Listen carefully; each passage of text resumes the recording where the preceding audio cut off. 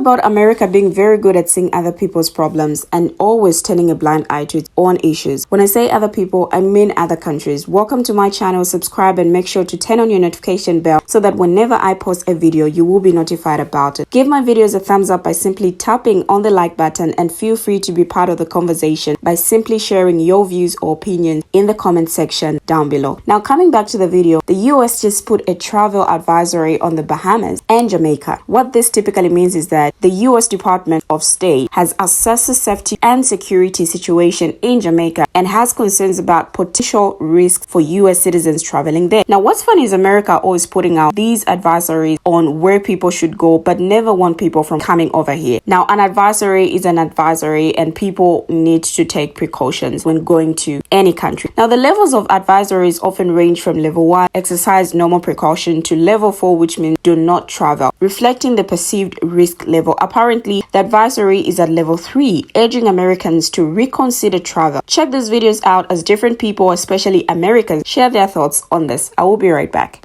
They just dropped the travel advisory for the Bahamas and Jamaica, talking about like it's been really unsafe lately. We live in America. Everything here is unsafe, including the air we breathe. Talking about there's like a huge warning you might get essayed. Y'all didn't hear about the spa in Williamsburg? What was it? The World Spa? This girl literally got essayed there last week during a massage.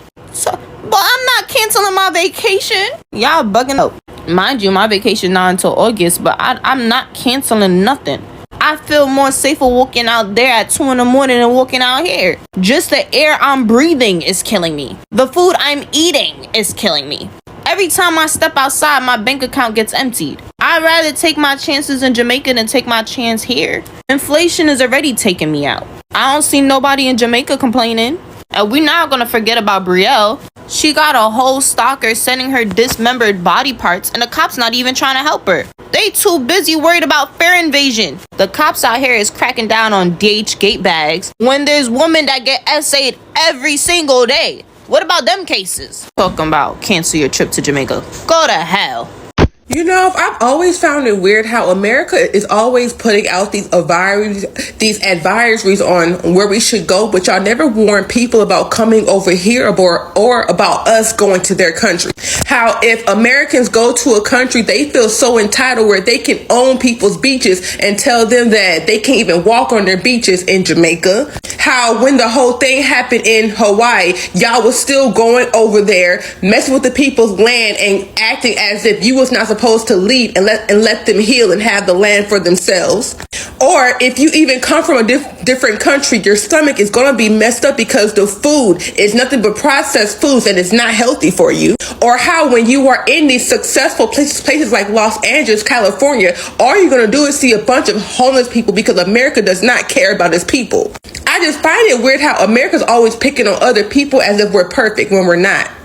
Not America telling people that Jamaica is a level 3 on the travel advisory. Not America telling people to exercise increased precaution when going to Jamaica. Not America telling people not to walk at night when they go to Jamaica. Not America telling people not to take public transportation when they go to Jamaica. Not America telling people to travel with travel insurances when they go to Jamaica. Not America telling people to reconsider their travel plans when they're going to Jamaica. Not America doing this in the month of Blackness. America. Now we live here, okay? And in the past few days, how many SA cases has there been in just America alone? We don't have people creating every 3 business days, okay? Where is the travel advisory for the United States of America? Talking about be safe when you go to Jamaica. You need to be safe when you live in here because the air we breathe in America isn't safe. The food we eat in America isn't safe. The water bottles we drink out of in America isn't safe. The formula we feed our babies in America isn't safe. Talking about it's not safe. Side level in Jamaica in the month of January alone is 18. How many has it been in just February 1st, 2024 alone in America? There's violence everywhere. It doesn't matter which country, there is violence everywhere. So please don't be singling out these little Caribbean countries that their tourism is top notch. okay? Because what? Nobody's going to Puerto Rico and Hawaii. So, ma'am, you mad? Yeah, we going. We not canceling our trips. We are turning up in 2024. Okay, y'all, I'm squinting because I refuse to come on camera with my glasses on.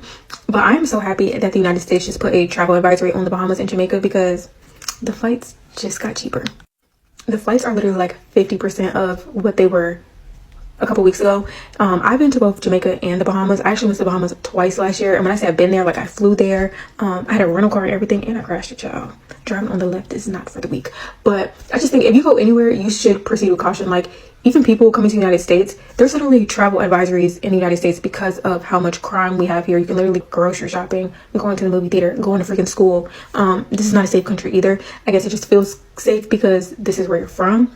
But y'all, don't let these people discourage you from traveling. You just go and you proceed with caution and you don't go to these people country acting. That's why I can't get behind Baddies Caribbean because like I think it's disrespectful to go to another country and just act. But yeah, don't let these people discourage you. And when you go, have fun, be safe, know where you're at. Don't wander off alone. Have your passport with you. Just don't do stupid stuff. Don't be getting towed up from the flow up and you don't know how to get to the hospital. You don't know how to dial 911 in these other countries. But keep having fun. Buy these tickets while the flights is low, child.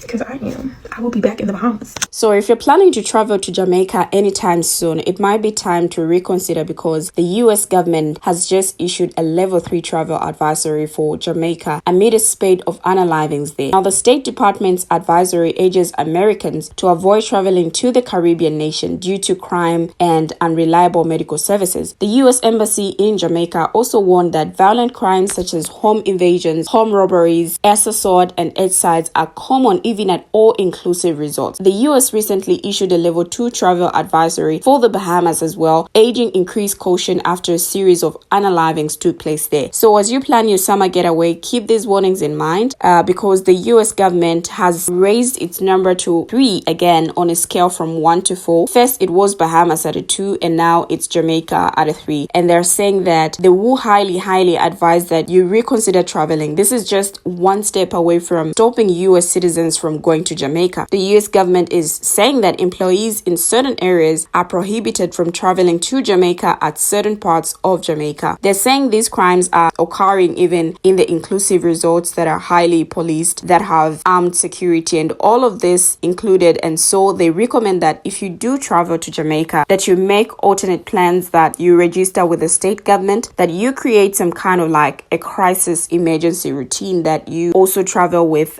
medical insurance. They are also saying that police are taking longer to respond to serious crimes. Even though they do respond, sometimes it takes forever for the case to be solved. And in the case of injuries, hospitals are undersourced, so you may not get the standard of care that you're used to in the US. So make sure that you get medical evacuation insurance as well if you do choose to travel to Jamaica. They're also saying that unfortunately for the US citizens who get unalived in Jamaica, that they are finding that it takes even up to a year before the families get the unalived certificates for those family members. The advisory said local police often do not respond effectively to serious criminal incidents. When arrests are made, cases are infrequently prosecuted to a conclusive sentence. Families of the US citizens unalived in accidents or suicides frequently wait a year or more for final unaliving certificates to be issued by Jamaican authorities. And the State Department further reminded that suicide rate, as reported by the Jamaican government, has for several years been among the highest in the Western Hemisphere. As of time of publication, the State Department has prohibited US government personnel and a chief of mission security responsibility from traveling to the areas listed in the advisory as well, using public buses and from driving outside of prescribed areas of Kingston at night. Additionally, the agency said emergency services and hospital care in Jamaica may not meet US standards because response times and quality of care can vary throughout the island. Public hospitals are under-resourced and cannot always provide high-level or specialized care. Private hospitals require payment upfront before admitting patients and may not have the ability to provide specialized care,